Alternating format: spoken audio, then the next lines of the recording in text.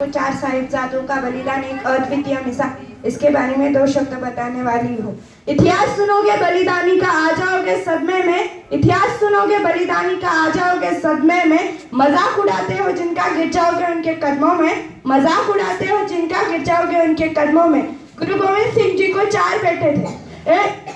1987 में उनके घर 1987 में उनके घर अजीत सिंह जी का जन्म हुआ। 1991 में झुंझर सिंह, 1995 में जोरावर सिंह और 1999 में फतेह सिंह का जन्म हुआ।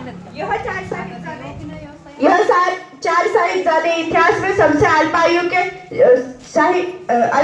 दिनों में इनकी गणना हुई जाती है। गुरु गोविंद सिंह जी का थाना आनंदपुर शहर की सरहद पे उन्होंने चार किले बनाए थे। 1700 में शिवलिंग के पहाड़ी राजाओं ने आनंदपुर शहर को पे हमला किया। सिरहन के फौजदार ने उनकी मदद लेके हमला किया था।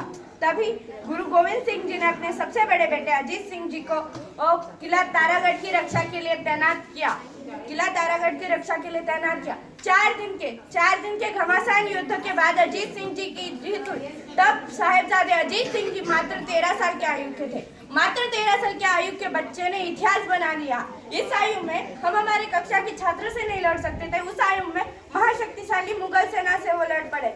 उसके बाद 1702 में फिर से सिरहन के फौजदार ने अनंतपुर पे हमला किया और फिर बसोली के युद्ध। फिर 1702 में उसने फिर एक बार बसोली में युद्ध बना दिया। तब भी अजीत सिंह जी की ही जीत हुई। इसके बाद 1704 में मुगलों ने ऐसे घेरा आनंदपुर को, कुछ ऐसे घेरा कि आनंदपुर में एक मदद की कोई गुंजाइश ही नहीं जा पाई। पूरा शहर में अन्य धान्य के लिए अन्य धान्य का कण भी नहीं बचा। तब नवाब खान ने गुरु गोविंद सिंह जी को पैगाम भेज दिया। उस पैगाम में उसने यह वादा किया कि मैं अपनी कुरान की कसम खाता हूँ कि मैं आपको कुछ नहीं करूँगा अगर आपने आनंदपुर का किला मेरे हवाले कर दिया। गुरु गोविंद सिंह जी को पता था कि मुगल एक चालाक लोमड़ी है। तब भी उन्होंने मुगलों पे एक बार आजमाने के लिए वो किला खाली कर दिया।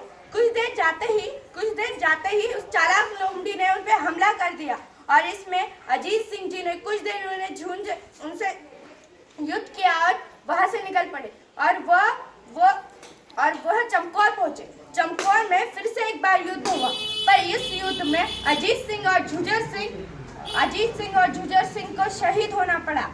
इसके बाद इसमें और एक यह दुखद बात हुई कि गुरु गोविंद सिंह जी का परिवार बिछड़ गया, यानी दोनों छोटे साहिबजादे और माता गुजरी जंगल की ओर चले गए। जंगल और वानिका पार करके वह एक पानवा कुटी में ठहरे। यह बात गुरु जी के लंगर के एक विश्वासु सेवक गंगू ब्राह्मण को पता चल गई। गंगू ब्राह्मण ने माता जी को कहा कि आपका जब तक परिवार नहीं मिलता आप मेरे घर रहिए। गंगू जी के बात पे विश्वास रखे माता गुजरी और दोनों छोटे साहिबजादे एक गंगू के घर चले गए। उसके बाद गंगू ने रात में उनकी पोटली और गहने सारे चुरा लिए। माता जी ने ये देख लिया, पर माता जी ने गंगू से कुछ नहीं कहा। दूसरे दिन गंगू कोतवाल के यहाँ गया और कहा कि माता गुजरी और दोनों छोटे साहिबजादे मेरे पास है, वो मेरे घर में छुपे। मुरंडे के कोतवाल ने दूसरे दिन माता गुजरी और दोनों छोटे साहिबजादों को मुरंडे का हवाले ले जाया गया। फिर माता गुजरी ने उन्हें कहा कि हिम्मत मत हारो, तुम्हारे दादाजी गुरु नानक जी, गुरु तेग बहादुर और तुम्हारे पिताजी गुरु गोविंद सिंह और तुम्हारे दोनों बड़े भाई जिस धर्म के लिए मरे हैं, हमें भी उस धर्म के लिए अपनी जी जान दे लेंगे, लेकिन हम पीछे नहीं हटेंगे। इसके बाद उन्हें बसी थाने ले जाया गया। उसके बाद उन्हें ठंडे बुर्ज रखा गया, जहाँ हार कपा देनी चल रही हवा किसी को भी कमजोर बना सकती थी, लेकिन वो अपने विचारों पर अटल रहे। दूसरे दिन उन्हें नवाब खान की कचहरी में ले जाया गया। तब अंदर जाते ही दोनों शेर साहिबजादे गरज पड़े, वाहेगुरु जी दा खालसा, वाहेगुरु जी दी फतेह। इतना सुनते ही सब लोग दोनों साहिबजादों उनके और देखने लगे। नवाब खान पुचकाते हुए कहने लगा, बच्चों इस्लाम धर्म कबूल कर लो, हम तुम्हें मुंह मांगी मुराद देंगे। लेकिन दोनों बच्चों ने कहा, हमें हमारा धन प्रिय है, हम हमारा धन कभी नहीं छोड़ेंगे। इसके बाद नवाब खान ने काजी से कहा, देख लिया इन बागियों का गुस्ताखी भरा जवाब, आप इन्हें सजा की जाए। यह सुन के भी जब दोनों साहबजादे डरे नहीं तो वहां बैठे दीवान ने कहा, अगर तुम्हें छोड़ दिया जाए तो तुम क्या करोगे? दोनों छोटे साहिबजादों ने कहा, हमें छोड़ दिया जाए तो हम पहले जंगल में जाएंगे, सिखों और घोड़ों को इकट्ठा करके फिर से तुमसे युद्ध लड़ेंगे। इसके बाद एक फतवा जारी हुआ, जिस फतवे में ये लिखा था कि ये दोनों बगावत पे तुले, इन दोनों को जल्दी से जल्दी जिंदा नींव में चुनवा देने की तैयारी की जाए। यह सुन के उन दोनों को फिर से ठंडे बुर्ज भेज दिया गया। वहां जाके उन्होंने माता गुजरी को हुई सारी बातें बताई।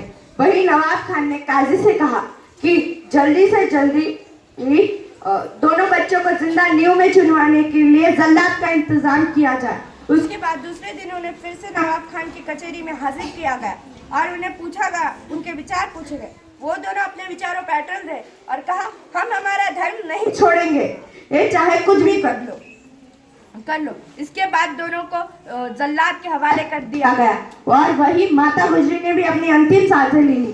चारों साहिबजादों ने अपने जान के आखिरी दम तक सिर्फ अपने धर्म, देश और न्याय के लिए लड़ते रहे। जालिम मुगली फौज से लड़ी जो सेना तगड़ी थी, शीश काटने और कटाने वाली पगड़ी थी।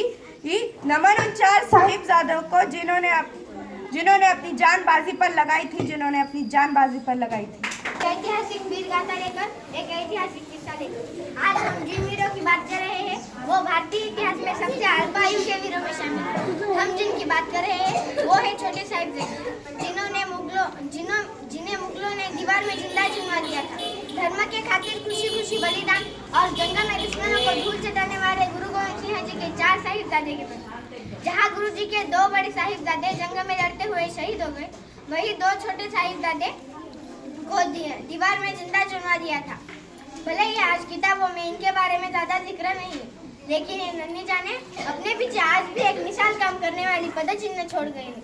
आइए जानते हैं कि किस तरह से छोटे साहिबजादे अपने इरादों पर अटल रहे और मौत को गले लगाना बेहतर समझा। अगले दिन सुबह नवाब वजीर साहब के सिपाही साहिबजादों को कचहरी में ले गए। उन्होंने अंदर पहुंचते ही गरज कर फतेह बोलना शुरू कर दिया। वाहे गुरु जी का खालसा, वाहे गुरु जी की फतेह, वाहे गुरु जी का खालसा, वाहे गुरु जी की फतेह। उनके ऊंचे जयकारों की आवाज से पूरी कचहरी गूंज उठी और सभी की नजरें साहिबजादों पर ही थी।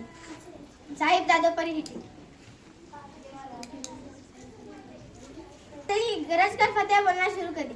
वाहे गुरु जी का खालसा, वाहे गुरु जी की फतेह, वाहे गुरु जी का खालसा, वाहे गुरु जी की फतेह। उनके ऊंचे जयकारों की आवाज से पूरी कचहरी गूंज उठी और सभी की नजरें साहिबजादों पर ही थी। नवाब ने उन्हें धर्म स्वीकारने को कहा, लेकिन उन्होंने इनकार कर दिया।